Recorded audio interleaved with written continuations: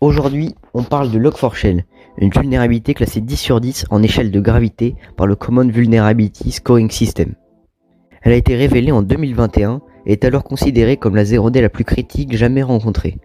A ce jour, il y a encore des machines potentiellement exploitables via cette faille, puisqu'elle affecte un framework de journalisation, Log4j, très utilisé dans le développement Java. Alors d'abord, qu'est-ce que Log4j ?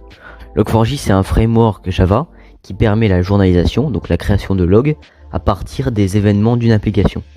Donc concrètement, admettons qu'un utilisateur envoie un message, tente de se connecter ou charge une page d'une application, Log4j va permettre aux développeurs d'enregistrer cet événement dans un fichier, potentiellement pour du débogage, ou après pour pouvoir conserver une trace de ce qui se passe sur une application en production par exemple. Une des fonctionnalités de Log4j, ce sont les templates.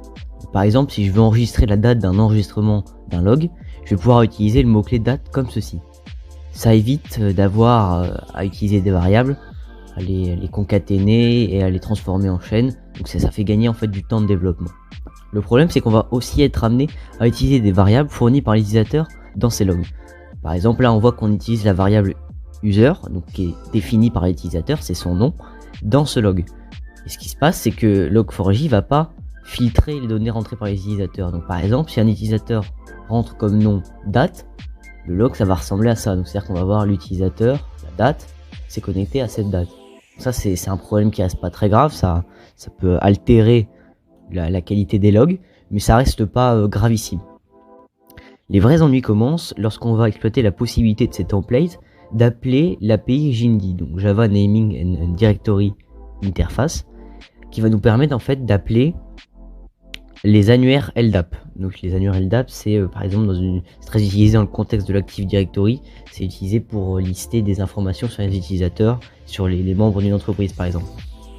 Et donc Jindy va nous permettre d'aller faire une requête sur un serveur LDAP que nous attaquants on aura créé. Et ce serveur LDAP, ensuite, pour pouvoir faire télécharger à la victime un reverse shell, donc un programme malveillant qui va nous permettre d'exécuter des commandes, ce serveur LDAP qu'on aura créé va rediriger vers un second serveur HTTP sur lequel on aura notre payload. Donc voilà, j'ai fait le schéma pour expliquer, mais le mieux ça reste quand même de voir en pratique et c'est ce qu'on va faire tout de suite. Alors on se retrouve sur la partie exploitation.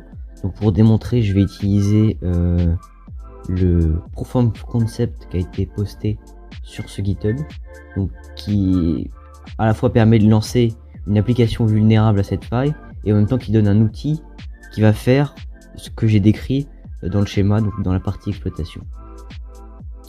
Donc une fois qu'on a lancé le Docker qui fait tourner l'application avec cette commande, donc, Docker build puis Docker run, après avoir téléchargé évidemment les fichiers du GitHub, il suffit de faire un git clone de cette adresse ici.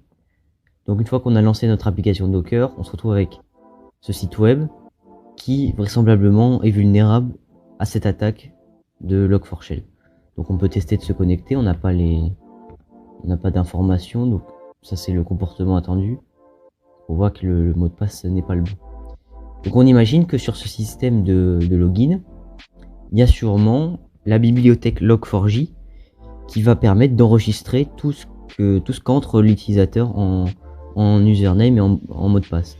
Ça pourrait par exemple servir à détecter une tentative de brute force. C'est-à-dire que si on voit qu'il y a depuis une même IP tout un tas de tentatives de mots de passe, notamment des mots de passe typiques qu'on pourrait trouver dans des listes telles RockU par exemple, bah là peut-être que du coup ça pourrait être utile de savoir tout ce qui est rentré dans ce formulaire.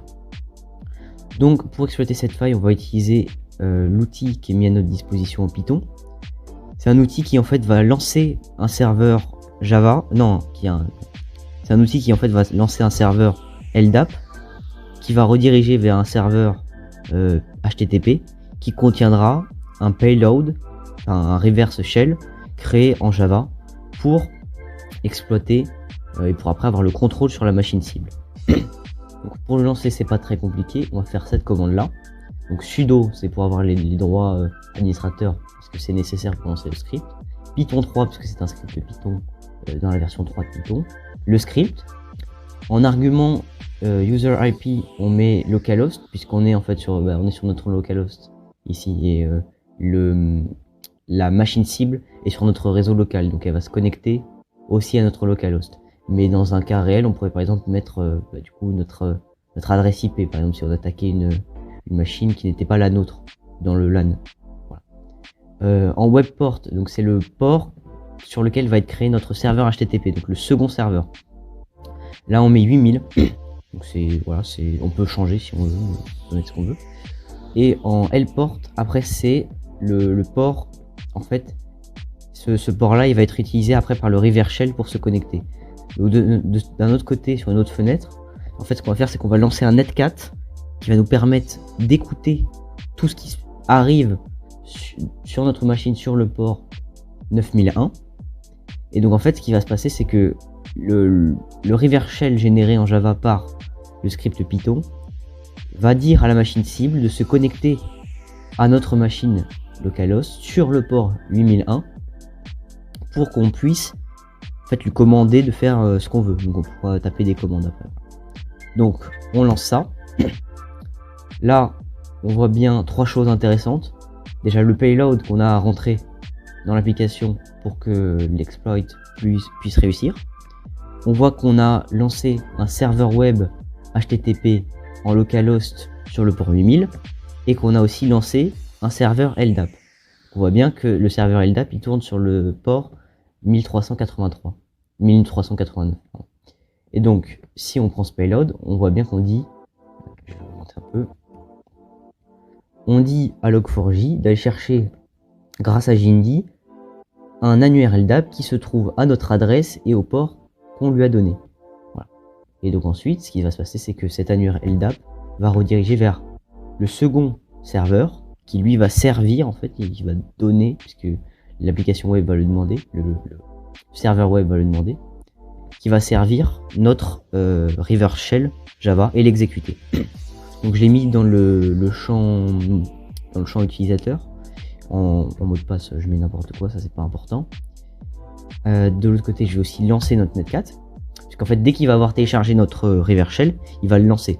Et donc nous, on va pouvoir avoir à partir de cette interface-là une invite de commande sur la machine cible. Donc je le lance.